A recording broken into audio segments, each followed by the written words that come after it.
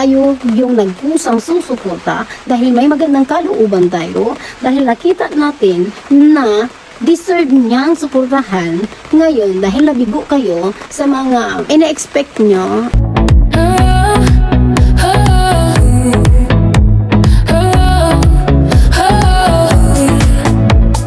Kababayan ko, mga kabibilaan, ayan, magandang gabi, magandang hapon dito sa akin, yan, sa lahat ng taga-Asia, yan, magandang gabi na, alam kong gabi sa inyo dyan, yan, pasensya na kayo, medyo wala tayong live for today, pero magbablog ako, dahil alam kong naghihintay kayo sa akin, lalo na doon sa mga aking mga ka-OFW yung kasama, ayan, maraming salamat, maraming nag-message sa akin, pero pasensya na kayo, medyo nag-busy dahil paalis nga kami sa bakasyon, kaya piniprepare ko lahat yung mga dadalhin at iiwanan dito sa aming bahay.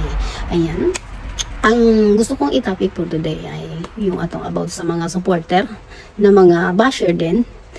Ayan, sa mga kasamahan ko dyan. Alam ko may kanya-kanya tayong pinaglalaban. Pero ang gusto ko lang sabihin sa inyo na kung trigger na kayo dito sa ating sinusuportahan ay mas mabuti pang magpahinga muna kayo. Kasi kung ikay hindi naman totally 100% ang suporta sa aming Krishna o Peking Koreana at mag-start ka ng kaguluhan dito sa grupo or sa ating pagsuporta sa kay Peking Koreana ay mas mabuti wala na lang sasabihin, no? Kasi minahal mo rin ang aming Peking Koreana, minahal mo rin siya at minahal natin silahan, pero kung ngayon ay hindi mo na gustong suportahan is just leave na na wala kang sasabihin, hindi ka maging bashers kasi ano lang yun yung ikaw kasi siguro ay hindi ka 100% na nagmahal or 100% na hindi mo talaga sa puso galing yung pagtulong, yung gusto mong tulungan. Marami kasi kami dito na mga loyal supporter talaga ni Krishna na kahit ano pa ang mangyari ay andito pa rin kami. Andito pa rin kami na susuporta sa aming Peking Koreana o Krishna Mahusay. Magkamali man isang Koreana ay andito pa rin kami.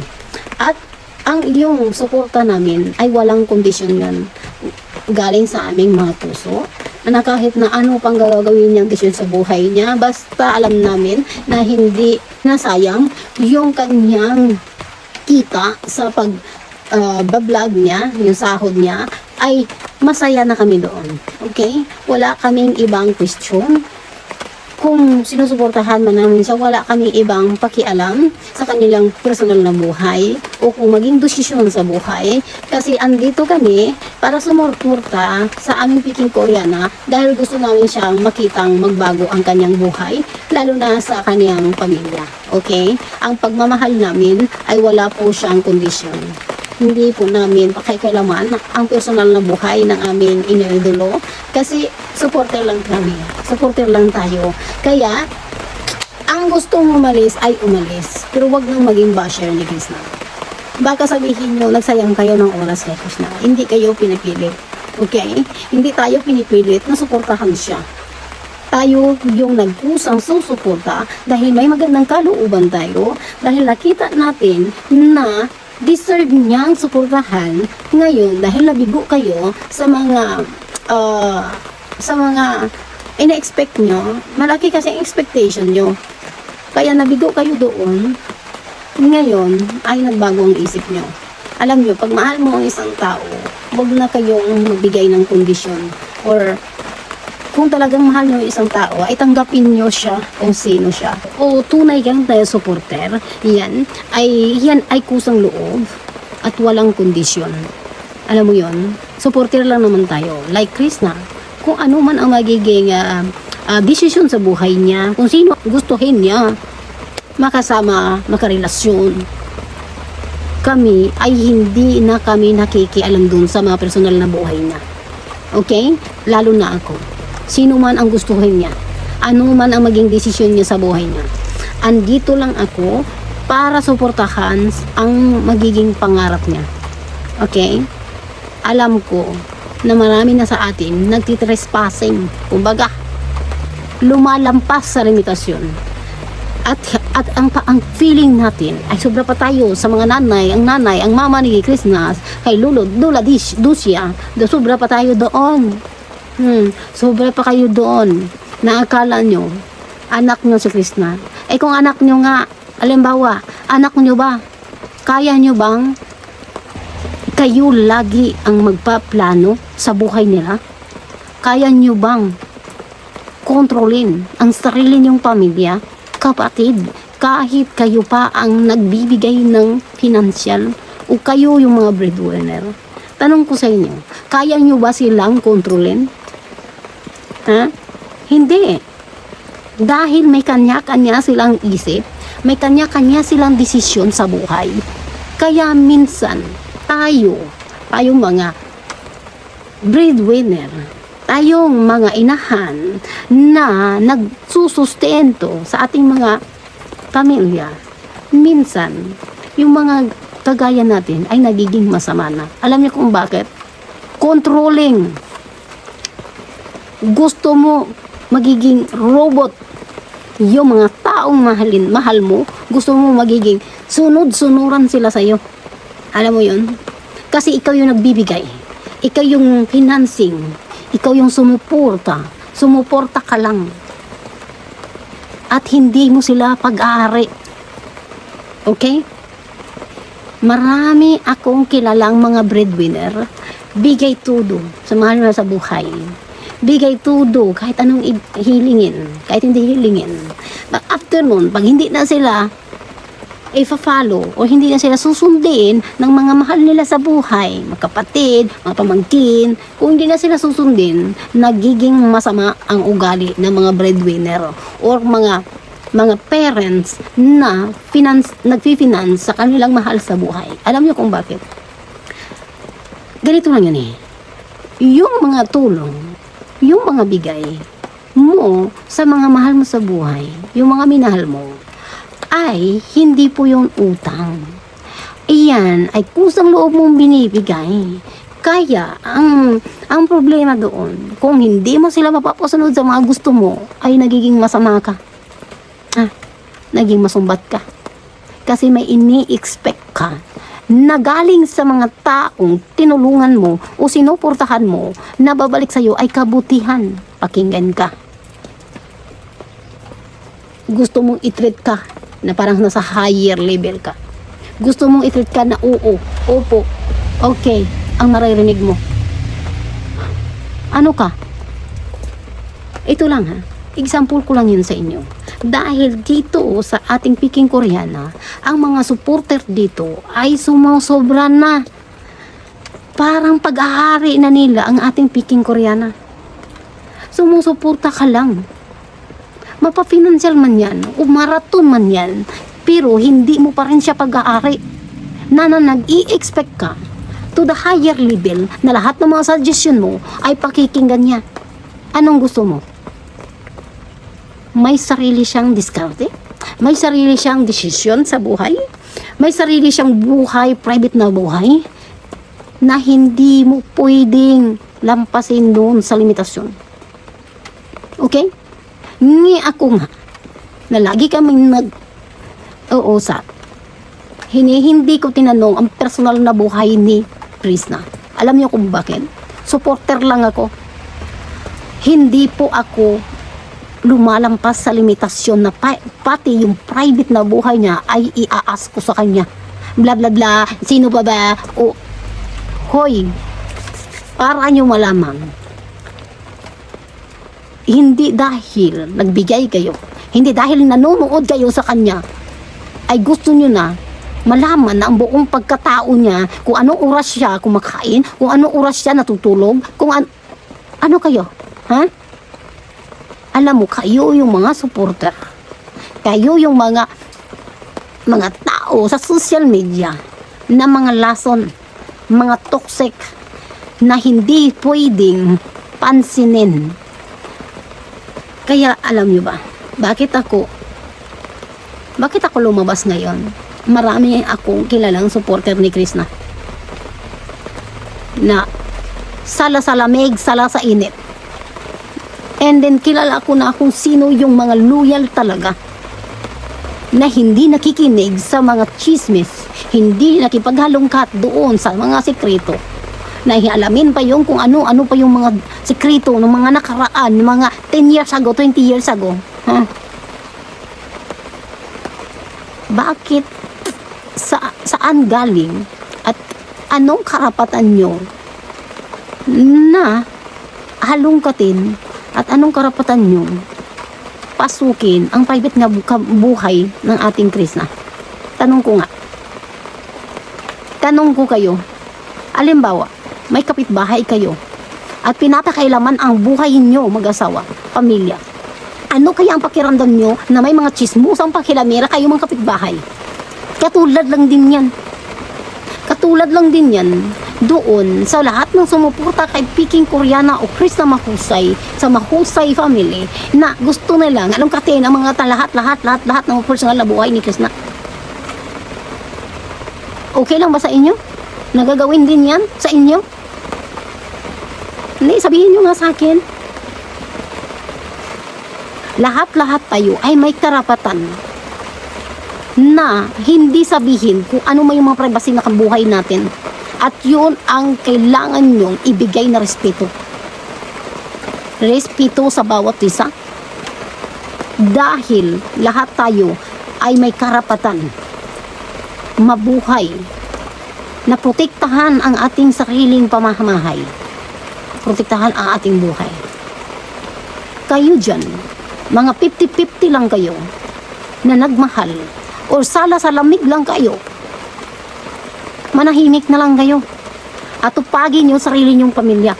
Dahil kung basher na naman kayo dyan sa kay Peking Koreana, sarili mo bang pamamahay, okay ba? Ha? May katahimikan ba? Perfect ba ang sa loob ng pamamahay mo? Tanong ko nga sa'yo.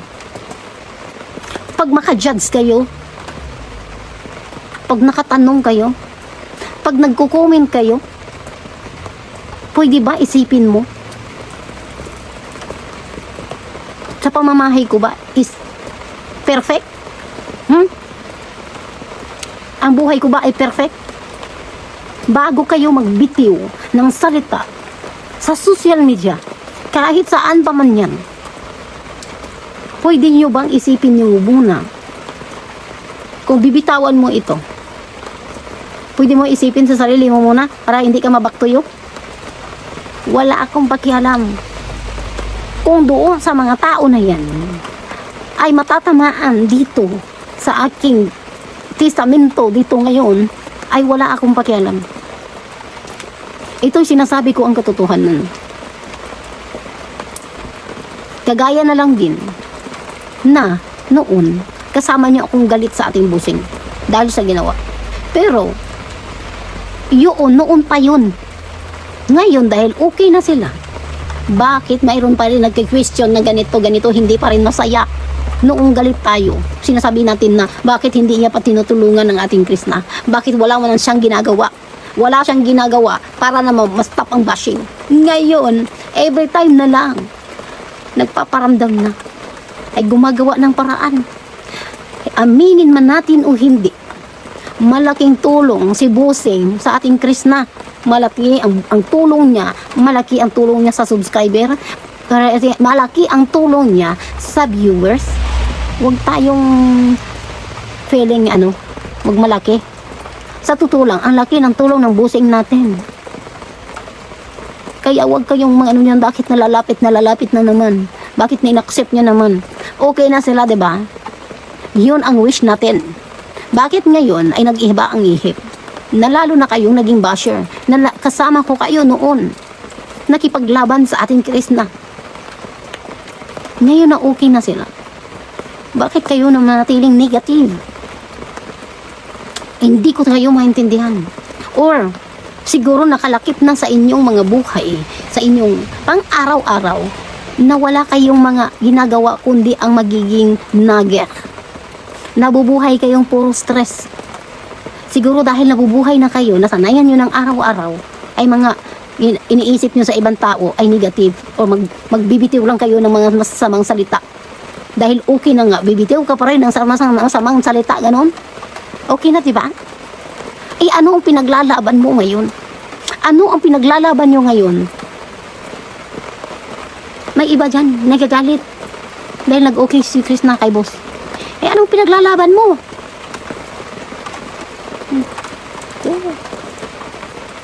Ako'y nagtitimpi minsan dahil ayaw ko talaga makabitiw ng salita.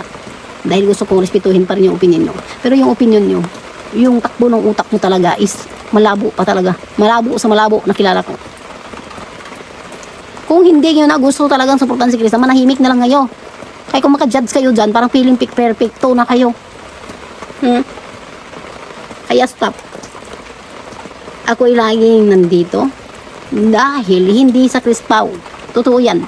Dahil hindi sa Crispaw. Yung noon nasaktan tayo, okay lang yun sa akin. Ngayon, andito ako kay Chris na dahil hindi sa Crispaw. Ay, hindi ako umaasang may Crispaw. Okay? Ako'y andito, masaya pag nakita si Chris ng masaya. Masaya ako pag nakikita siyang kinikilig. Nag-good mood siya. Kasi kung malungkot siya, pag stress siya, pag umiiyak siya, ay umiiyak din ako. Ganon. Ganon ka sumuporta. Ganon ka sumuporta na mahal mo siya. Walang question yun. Mas gusto ko siyang makita na inspired siya, na hindi siya malungkot, na hindi siya umiiyak. Ganon. Ganon sana kayo magmahal. Ngayon dahil kinikilig na siya, dahil masaya na siya, may sasabihin pa rin kayo? Ano ba ang gusto niyo? Dahil marami kami dito na sumuporta kay Krishna, kahit doon sa kabila ay supporter, masaya pag nakikitang masaya ang aming Peking Koreana. Yan, tandaan nyo yan. Kung kayo hindi kayo masaya sa mga pamamahay nyo, huwag kayong mandamay. Walang mapupuntahan. Gumawa ka ng mabuti, gumawa ka ng kalukuhan, ganun, same pa rin yung opinion nyo, same pa rin yung i-comment nyo, yung mga basher dyan.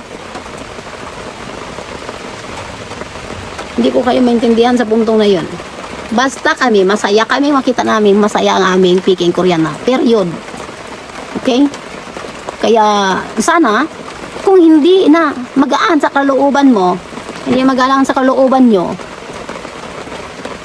ang sumuporta, by go, you have the free to choice. To choice. And then, sana, ay mananatili tayong kaibigan. Kasi lahat naman tayo ay may kanya-kanyang opinion. At lahat-lahat tayo may karapatan sa bawat desisyon sa buhay. Okay? And then, pwede pa naman tayo maging kaibigan. Kahit may kanya-kanya. Bakit magkaiba pa ang ating opinion? Mapapolitik man yan, mapablogger. Especially doon sa mga OFW. Alam ko, naramdaman ko kayo. Okay? Pero dapat, may matitira kayong pagmamahal sa inyong mga sarili. Dahil malayo kayo sa inyong pamilya. OFW din akong katulad nyo. Pero sinisikap ko sa araw-araw ay mayroon akong peace of mind. Sinisikap ko talaga na hindi ako magtanim ng galit at yung puro love lang. Kasi pag ina-start mo yun sa buhay mo, in-apply mo yun everyday, na no hurts ka sa ibang tao, wala kang bad comment sa ibang tao, everyday itatry mo yun, apply sa sarili mo, doon mo makukuha ang may peace of mind ka everyday. Contentment ang tawag doon. Happiness, real happiness. Kasi habang buhay mo na yan maramdaman. Everyday mo yan maramdaman. Kaya sana, sa mga kasama kong OFW dyan, chill-chill lang tayo. Okay? Ako'y sinisikap ko na makatulong minsan sa mga kasama kong OFW na magaan-gaan ang inyong mga pakiramdam kung saan man kayo. Tinatry ko every time na mag-vlog ako, mag-live ako ay magiging masaya kayo sa aking company. Alam mo yun? At tinuupin ko talaga ito lagi na kung may mga tanong kayo at saka gusto nyo akong kunan ng opinion or ganyan, pwede kayong i-message nyo ako sa aking Facebook Messenger. Kasi meron akong time palagi. Lalo na sa mga kababayan ko, mga OFW dyan, sa mga nanay, kahit dyan sa Pinas, andito lang ako. Kasi alam ko yung mga struggle sa inyong mga buhay. Mayroon din ako. Hindi ako perfect. Hindi kami perfect dito. Pero enough na sa akin yung kung mayroon ako ngayon. siguro dahil naramdaman ko yung contentment ng buhay. Simple. Simple lang ang gusto ko sa buhay. Kaya, yan. Lalo na yung mga sa OFW tayo, hinihiling ko talaga na, no, huwag tayong, everyday na galit. Magkapag, ano lang sasabihin natin masama sa kapwa natin, lalo na doon sa ating sinusuportahan. Ayan, matuto tayo at i-apply natin everyday talaga yung peace of mind natin. Kaya yun na importante sa buhay natin. Kung malayo tayo sa ating pamilya. Yun talaga. Kasi alam ko, maraming OFW, everyday na lang kung ano-ano natatanggap nilang problema, pinansyal or ano pa ba dyan, iba-ibang problema natatanggap sa Pilipinas. Alam ko kailangan nyo